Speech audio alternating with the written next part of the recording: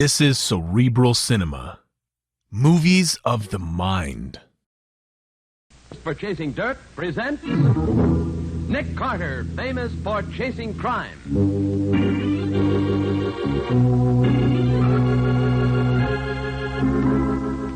Every week at this time, two great names are joined as Old Dutch Cleanser brings you one of the most resourceful and daring characters in all detective fiction. Nick Carter, Master Detective.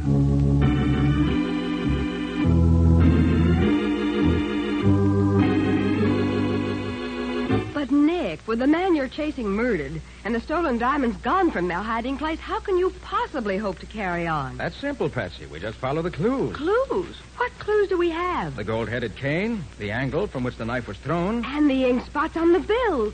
Of course. When we put them all together, they spell the end of our search. But there's no time to be lost. We dock in less than 2 days.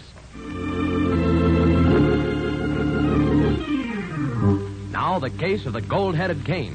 Today's adventure with Nick Carter, brought to you by Old Dutch Cleanser. As our story starts, we find Sir Armand Coleman and his servant Gig being shown through the Filbert Diamond Mine, one of South Africa's biggest.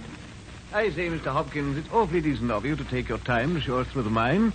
Being general manager of a mine like this must be quite an undertaking. Yes, Sir Armand, it keeps me pretty busy.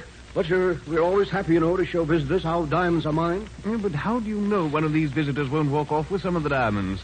You don't seem to have any guards here. We don't need them, Sir Armand. Before you leave the mine, you have to pass through a special exit gate, where an X-ray machine shows the attendant whether or not you have any diamonds on your person, no matter how cleverly concealed. Oh, I see. Clever idea, that.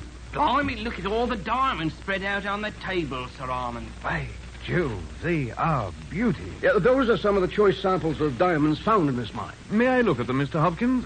Closely, I mean. Why, certainly. Now, Mr. Hopkins, could I ask you a question, please? Yes, of course. What is it, Gig? This picture here on the wall, is that the mine we've just been through? Yes, Gig, it is. You see, we came in here, went down through this way, then turned here, came back along here. We're now standing in this room here. Blimey, we've had some walk, ain't we? Where's this exit gate you've been telling us about? Well, you see this passage leads out of this room? Well, the gate is right here, just around the corner. Oh, yes, sir. Thank you, sir. That sure is some map. Well, Sir Armand, you ready to leave? Yes, thank you. Through this way, please. This has been a most instructive... Oh, confound it, my ankle, and I dropped my cane again. Oh, I'll get it, sir. Oh, here it is. Your ankle hurt much, sir? No, it's all right, Gig. Let's get on. Your bad leg troubling you, Sir Armand? A little, yes. Must be this long walk we've had. Well, here we are. Here's the exit gate. You go first, Gig. Yes. Stop under the archway until the attendant says he's satisfied you're not carrying any diamonds out. Oh, yes, sir. Glad I didn't try to get away with nothing near. Okay, you can go, sir. Oh, yes, sir. Couldn't find nothing on the old Gig, eh? You next, Sir Armand, if you will, please. Of course. There's a queer sensation. Confound it, my ankle again. Here, I've got the cane, Sir Armand. I'll keep it till you come out. No, very well, Gig. You're all right, sir. You may go. Thank you. You have to go through this too, Mr. Hopkins? Oh, yes, indeed. Everyone does from the owner down. Take no chances on anyone. Okay, Mr. Hopkins. Well, Sir Armand, that's about all. Been very interesting, I assure you. Thanks no end, Mr. Hopkins. Been just fine, Mr. Hopkins. We go out this door here. That's right. You'll find your car just outside. Goodbye. Goodbye, and thanks again. Did you get those diamonds, Sir Armand? I certainly did. The trick worked like a charm. And Mr. Hopkins will never know I got the idea from one of the stories he told us. That's good, sir. Come on, Gig. Let's get back to the hotel and pack. In 12 hours, we can be on the boat, headed for the States, and a life of luxury.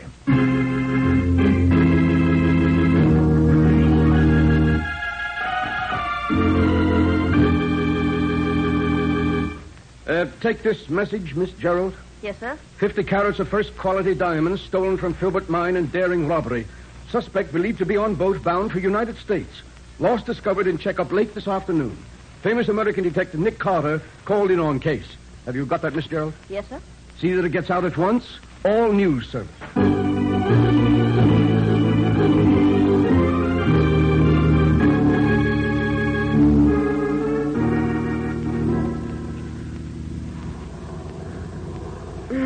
This has been a wonderful trip, Nick. except for this cold of mine. Oh. Poor girl. You know, it's the first time I've made a transatlantic crossing by plane. Yeah, I don't mind taking time for a trip like this, particularly when it's at someone else's expense. You know, from what John Filbert said... Oh, Filbert is the owner of the diamond mine, Nick? Yes, I met him at a convention some years ago. Uh-huh. From what he said, he's more worried about how the diamonds got out than he is about the loss of these particular stones. You'll find out, Nick. I'll bet on that. Huh? Hope you're right.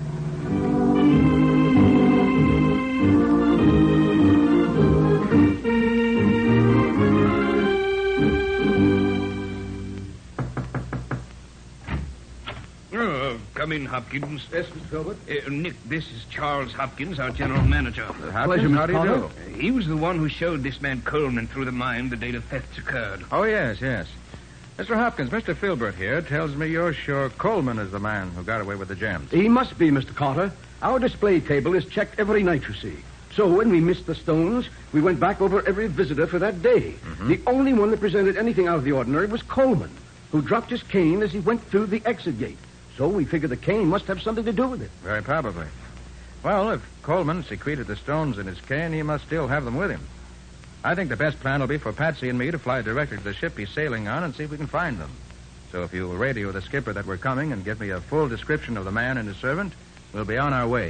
Before you go, Nick, I want to give you a small retainer to cover your expenses at least. You have the money, Hopkins? Yes, sir, right here. Two $500 bills. I have to apologize, Mr. Carter, but I accidentally spilled some red ink on the corner of them while they were on my desk. Oh, that doesn't matter, Mr. Hopkins. Thank you. Now, let's get on with the details. We have to reach Coleman's ship before it docks, and we haven't too much time.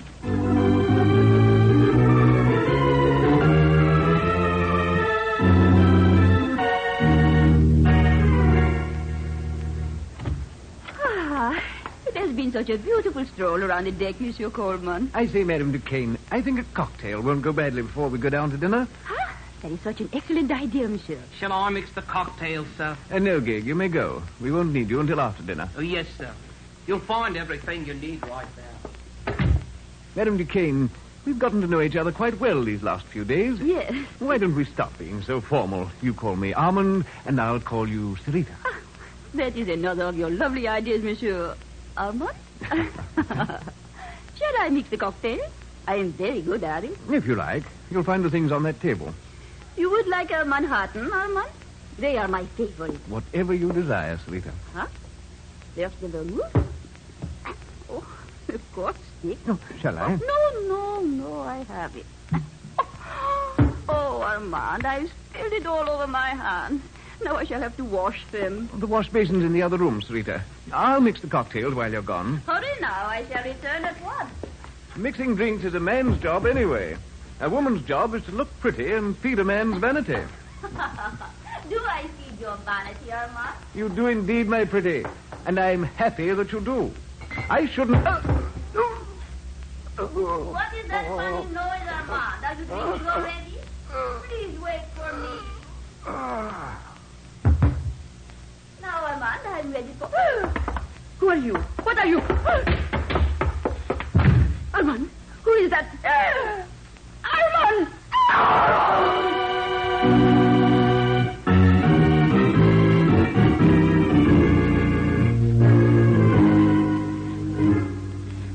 You made good time, Mr. Carter, but even so, you're too late. Too late? For what? To talk to Coleman. He was killed a half hour ago. Killed?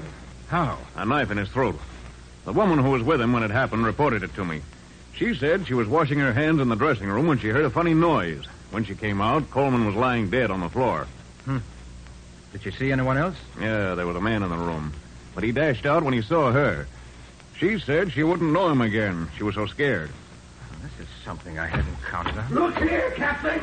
I want something done about this man Redding. I'm busy just now. Drop in later, won't you? I want action now. 2 days ago, this Redding moved my deck chair to one side and put his own chair where mine should be. He insults me. I'm too busy to do anything about that now, sir. Now come back this evening, will you? Yeah, all right. But I'll poke this guy Redding right in the snoot if he doesn't. Sorry, Mr. Carter. Just one of the things in a captain's life. Yes. Well, shall we take a look at Coleman's cabin? I'd like to get started on my investigation. Perhaps what I'm looking for is still here.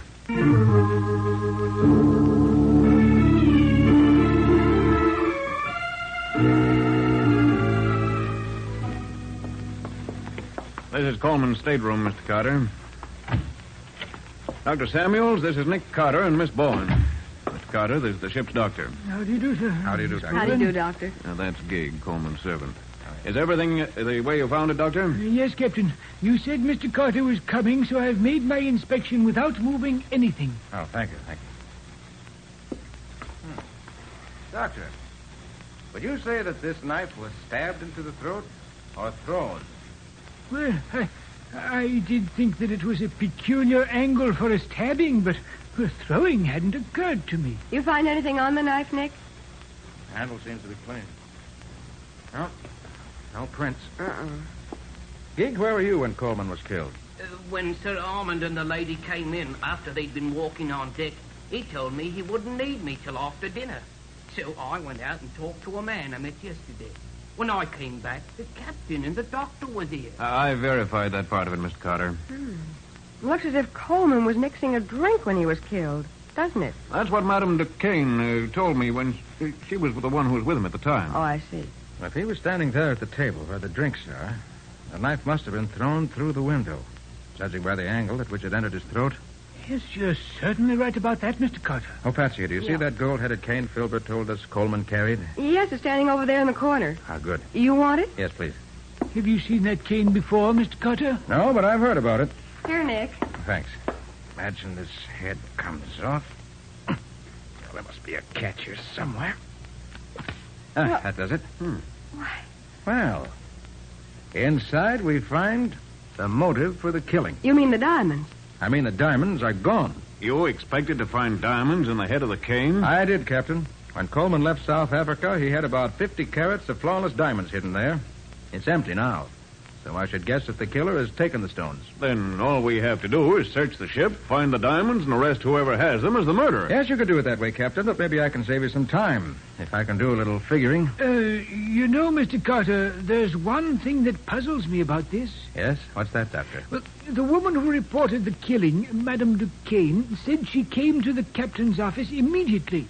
Now, allowing for the time it took her to get there and the time it took me to get down here after that, the man should have been dead about 20 minutes. But I found that he'd been dead at least an hour. Is that so? Nick. I wonder why she waited over half an hour before reporting the murder. Yes, Patsy. I wonder, too.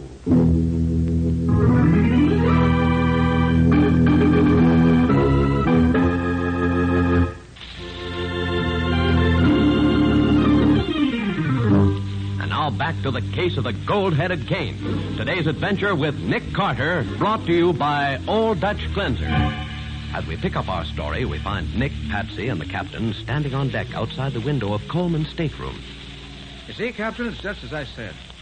A knife thrown through this window at anyone standing at that table would enter the throat at the exact angle the knife entered Coleman's throat. Nick, this is a curious coincidence. Oh, what's that, Patsy?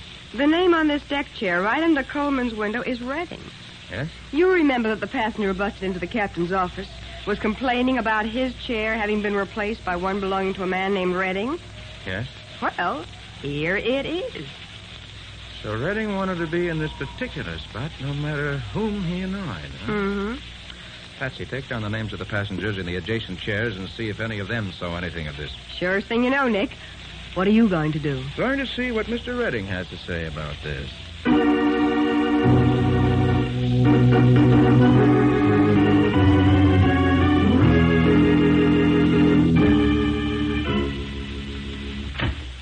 Well? Pardon my intrusion, Mr. Redding.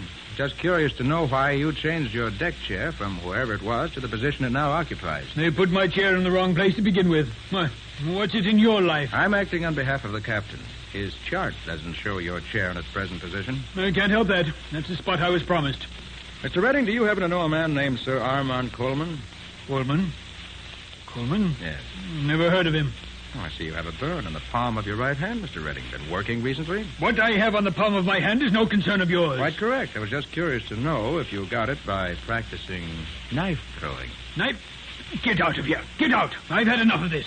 Very well, Mr. Redding. Oh, by the way, did you hear about the murder on board a while ago? Murder?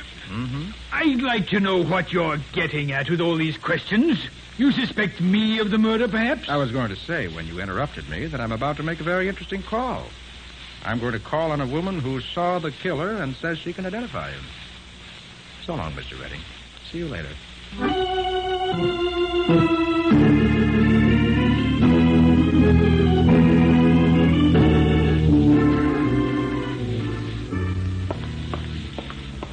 Nick! Oh, Nick! Wait a minute. Oh, Patsy, you had time to find out about those other passengers? Nobody saw anything, Nick. They were all downstairs. Below decks, I guess I should say. Yes, I guess you should. That you, Mr. Carter? Oh, yes, Captain. Anything new? Maybe, and maybe not. I'll leave you to judge. Okay, what is it? Well, as soon as Madame Duquesne, the murder witness, got back to her cabin, she called for a plumber. Said the drain in her wash basin was stopped up. As it happened, the plumber was free, so he went there at once. He cleaned out the drain and left. But when he got back to his quarters, he discovered one of his wrenches were missing. He asked Madame Duquesne about it, but she said she hadn't seen it, and he's sure he left it there. Well, very interesting indeed. I'm on my way to her stateroom now, Captain. You want to come along? Maybe we can find the answer.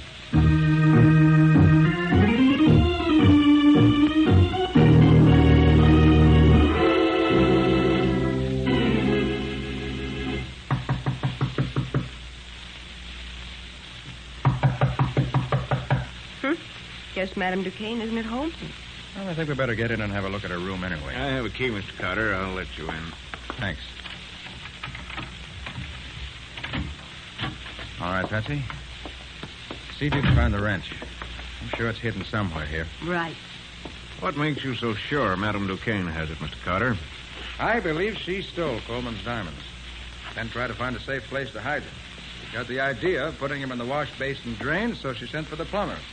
Watched what he did, then stole one of his wrenches, and when he was gone, opened up the pipe again and hid the diamonds inside. Oh, why didn't she just put them down through the drain in the basin? Too big to go through the strainer, I should say. Nick, Oh. I found the wrench. Good. It was under the mattress. Now, suppose we have a look at that drain. Right. Oh, hurry up, Nick. I can't wait. Oh, just a minute, just a minute. There. Oh.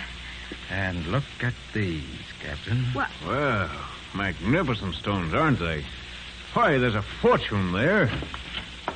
What are you doing in my room? Looking for diamonds, Madame Duquesne, and we found them. Madame Duquesne, you're under arrest for the murder of Sir Armand Coleman. No, I did not kill him. But you did steal the diamonds, didn't you?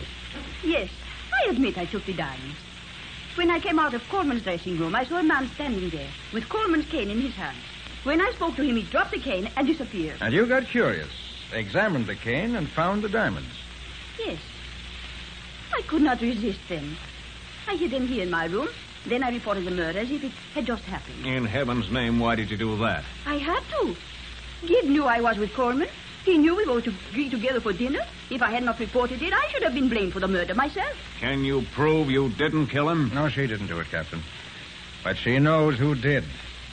Don't you, madam? I believe I would recognize him if I saw him. Good. And I think I know who it is. Will you come with me and identify him? I will be glad to do that. If you let me get my... Madame Duquesne. Oh, That just came through the window. She's dead, Nick. Come on, Captain, after it.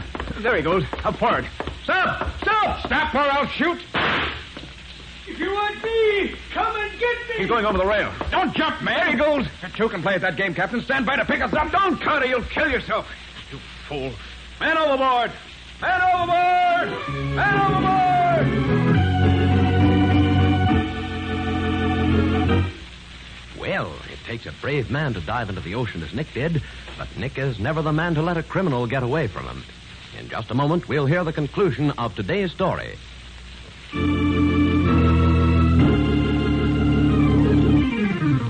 And now for the conclusion of the case of the gold-headed cane. Today's adventure with Nick Carter, brought to you by Old Dutch Cleanser. Stopping his liner in mid-ocean, the captain rescues Nick from the icy waters together with his unconscious captive, Redding. The latter is put to bed in his cabin under the doctor's care while Nick thaws out in the captain's quarters. An hour later, Nick drops into Redding's cabin. You think he'll pull through, Doctor? Yes, I think so. He lost some blood from the wound in his leg where you shot him, but it's nothing serious. Can I talk to him? Oh, no, not just now. He's sleeping. I just gave him a sedative to quiet him. He's very restless. He's sort of wandering in his mind. He kept calling for someone to get him out of this. I didn't get the name he said, but it sounded as if he was being paid by someone to do what he did. Well, that's a new angle. Think I'll have a look through his things. If there's anyone else mixed up in this, I'd like to know who it is.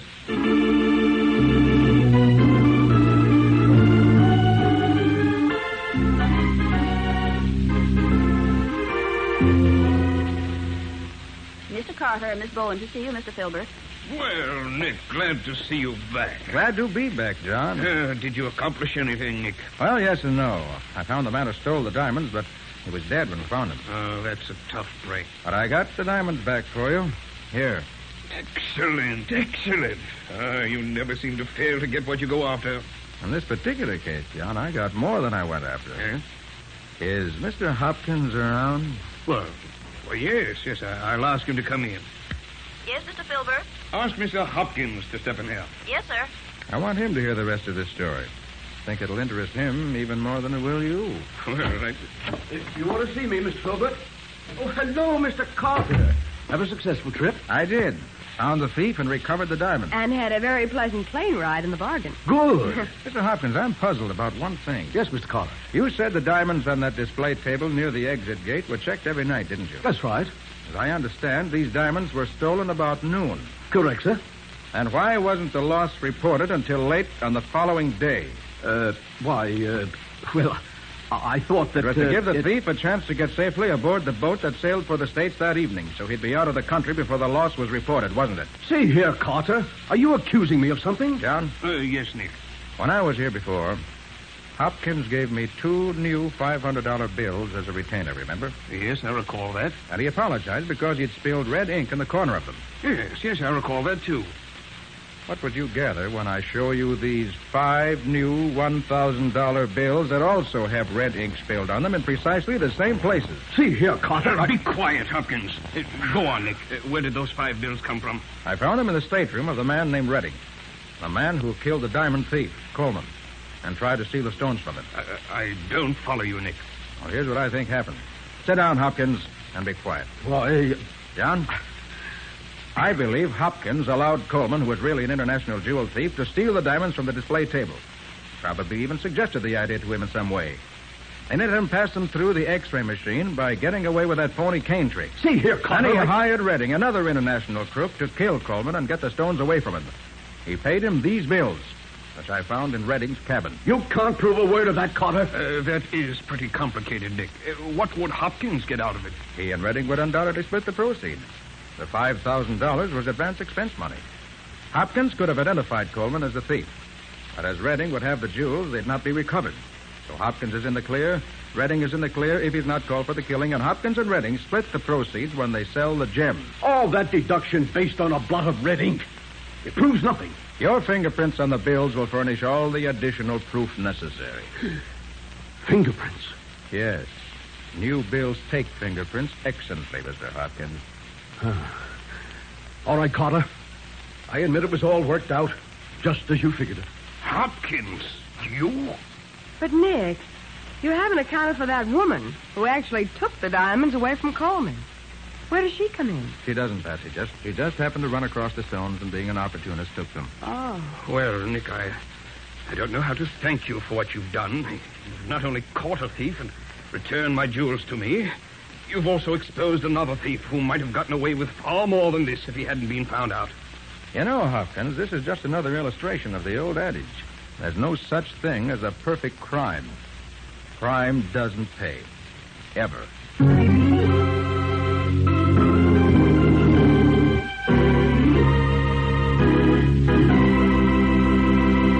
I'm curious, Nick. What happened to Redding? Well, by the time the ship docked, Bob, Redding had recovered sufficiently to stand trial.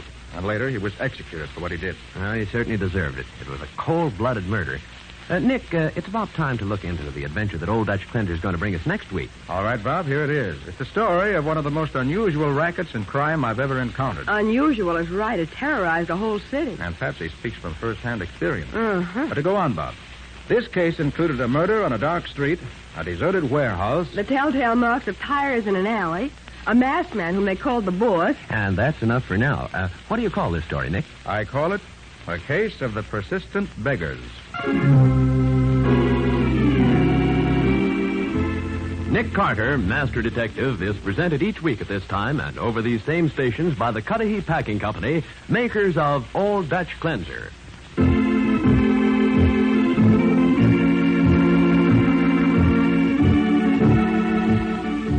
Nick Carter, Master Detective, produced and directed by Jock McGregor, is copyrighted by Street and Smith Publications, Incorporated.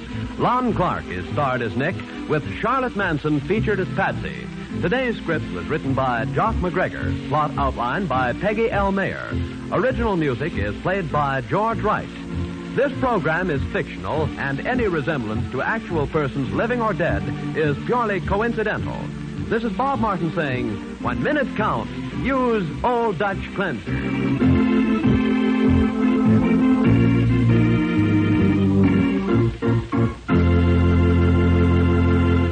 This is the Mutual Broadcasting System.